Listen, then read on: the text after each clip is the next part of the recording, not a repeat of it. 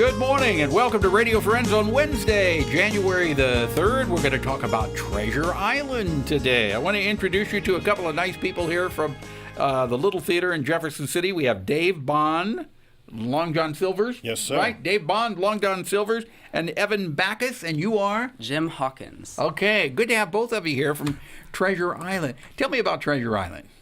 It's an action-adventure based off the Robert Louis Stevenson old novel that a lot of us had to read in school about a young boy that goes out in search of a treasure from an infamous pirate. Yeah. And all the adventures he ends up running into along the way. Okay. So you're running only, though, one weekend. So if Yes. people want to see this, if you read the book and you want to see the live production in person, you've only got what, Thursday, Friday? Is it Thursday? Thursday, Friday, and Saturday. Thursday, Friday, and Saturday. Yes. And that's next week, January the 11th. Correct. You open. Yes. How many people are in this production? I think we've got a... 27, I think. So that's a pretty big show, isn't it? Yeah. Tell me a little bit about your character.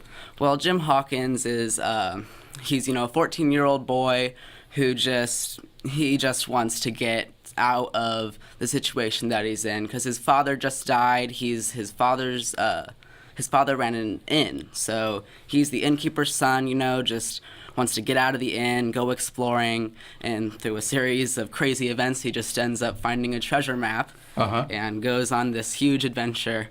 So he's just thrilled with this whole adventure, but it's just a roller coaster of emotions for him through the whole show. So. Yeah. So how do you manage that roller coaster of emotions as an actor? Well, it's I just love just going through emotions in shows and stuff. It's just so much fun to be able to bend that. So I just love to just get into the character and just feel it as Jim feels and go through and feel that, this guy really is, Long John Silver and I am Jim Hawkins, and what he does is what I react to, and I just try to get as genuine as I can and react as a person would. Are you 14 years old? I'm 15. You're 15, okay. Yeah, it's a big stretch. Much like it's a stretch for me to play a pirate. I tell you, but what you sound like quite an actor at a young age. Oh, thank you. And Long John Silver's, what about your character? He is the quintessential pirate. For a lot of people, this is where the idea of the pirate came from. He has a peg leg, he has a parrot, the big coat, the big hat, very verbose way of speaking about everything. And he figures out a way to make it on the ship with Jim and sneak his crew aboard for a mutiny to take over the ship and find the treasure for themselves. Okay.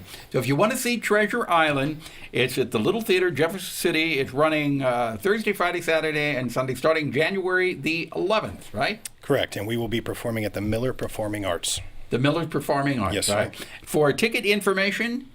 573-681-9400. Okay. Do you actually walk with that peg leg? I do, and I have a crutch and everything. So, Okay. Well, yeah. best of luck. Break a leg, but Thank not you. really. And thank you both for coming by. Thanks. Now, if you you. want more information again, or you want tickets, the telephone number is 573-681-9400. And don't forget, you got 4 days to see it. Thursday, Friday, 3 days. 3 days. Thursday, Friday, and Saturday. Now, MARILYN McLEOD is with us. Good to have you here, MARILYN. Hi. First time in 2018. That's right. Yeah, for League of Women Voters. And what have you got going for the new year? Well, I was going to share with the audience that the League does a monthly program called Lunch and Learn. I have to say we don't serve lunch. However, it's during the lunch hour. Oh, On the but people bring their own lunch. Yes, right. Okay. On the third Tuesday of each month, and we have an hour program where we'll bring in speakers. So this month on January 16th at noon at the Hy-Vee on Conley Road, the one over by The one by 63, Walmart. right, by Yeah. Sam's, and they have a community room which we can use, and then the public is invited. This month we're having speakers talking about transportation issues. We always like to have some topic that is, important to our community that needs to be discussed. This provides an opportunity for people to ask questions.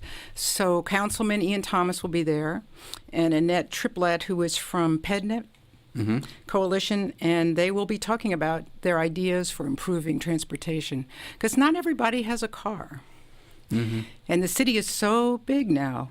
Yeah. Think about that. I grew up in a city where there was public transportation.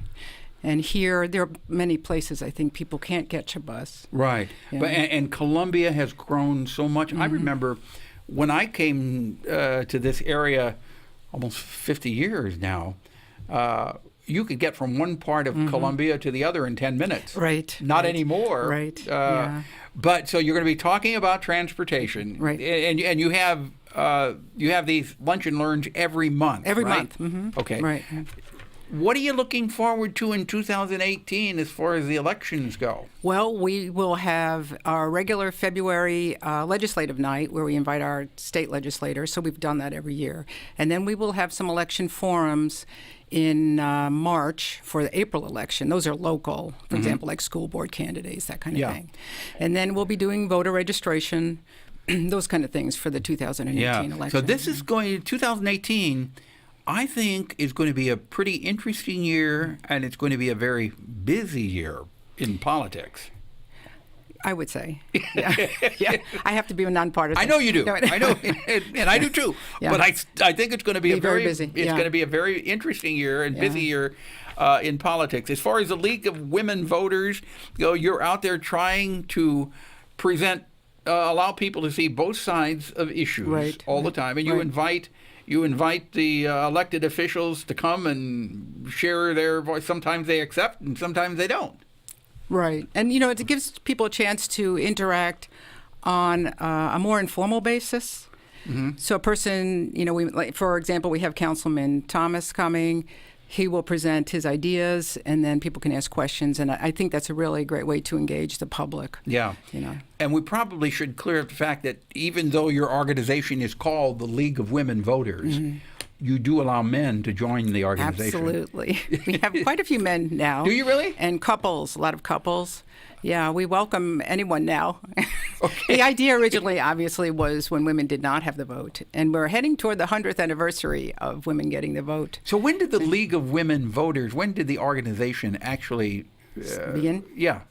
It began 1919, which was Well, sure, you're 2 years away from the centennial.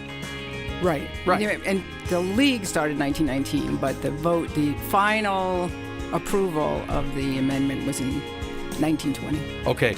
We thank you so much. And of course, you can Google the League of Women Voters to get you all the information and contact you. Thank you very much, MARILYN McLEOD, for coming by. Right. Thank you. Our pleasure. Okay. Bye-bye. Bye.